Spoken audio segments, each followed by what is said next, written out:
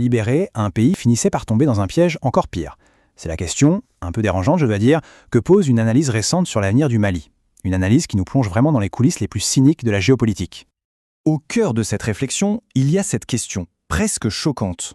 Et si demain, Iyad Agali, qui est le chef d'un groupe djihadiste bien connu, se retrouvait à la tête du Mali? Ça semble complètement fou, non? Et pourtant, on va voir que la logique derrière est assez glaçante. Ce qui aurait paru il y a quelques années relever de la pure science-fiction est maintenant vu comme une possibilité.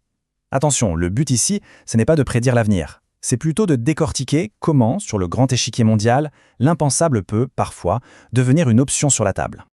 Alors, comment une idée aussi radicale peut-elle seulement germer? Pour le comprendre, il faut s'initier à un langage un peu particulier, celui que l'analyse appelle la grammaire du cynisme en politique internationale. Et la règle numéro 1 de cette grammaire est assez simple en fait. En relations internationales, les étiquettes ne sont jamais définitives. L'ennemi juré d'hier peut tout à fait devenir le partenaire pragmatique de demain si les intérêts changent. Et si on regarde un peu l'histoire récente, ce n'est pas nouveau.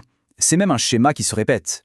On pense à Yasser Arafat qui reçoit le prix Nobel, à Gerry Adams en Irlande du Nord, plus près de nous, les talibans qui, aujourd'hui, cherchent à être reconnus. Des figures autrefois jugées infréquentables qui, à un moment, deviennent des interlocuteurs politiques. L'histoire est pleine de ces retournements de situation.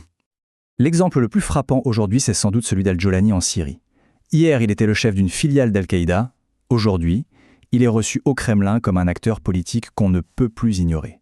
C'est l'illustration parfaite de cette grammaire du cynisme en pleine action. Bon, alors comment un tel scénario se mettrait-il en place concrètement? L'analyse des crises qui ressemble à un véritable mode d'emploi, un guide pour transformer un paria en partenaire étape par étape.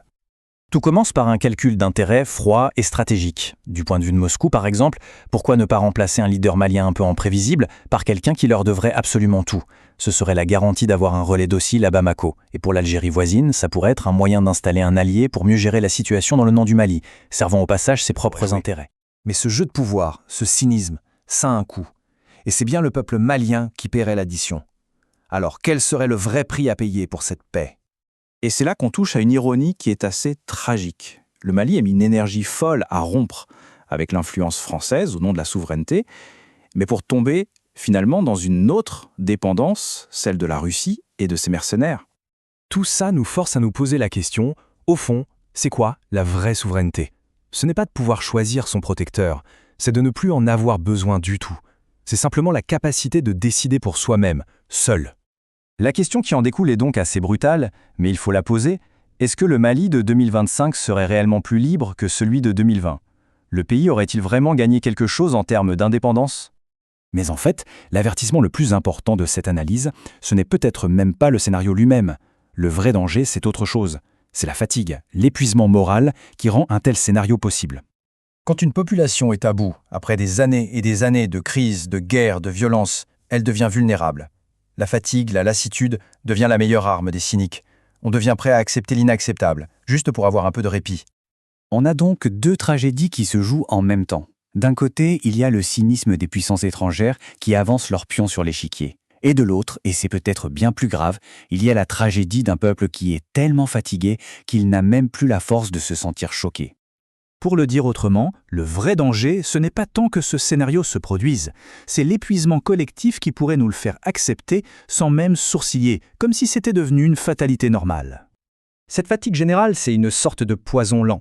Ce qui hier était inacceptable devient acceptable. L'impensable devient banal. On commence à confondre la résignation avec de la sagesse. On présente la capitulation comme du réalisme. Et la lâcheté, on l'appelle pragmatisme. C'est une glissade progressive où on finit par accepter sa propre humiliation. Et ça nous laisse avec cette toute dernière question, qui est fondamentale.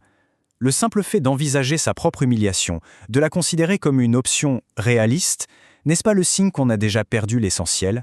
Peut-être pas encore sa souveraineté sur le papier, mais sa dignité, et surtout l'envie de se battre pour elle. Et cette question, bien sûr, elle résonne bien au-delà des seules frontières du Mali.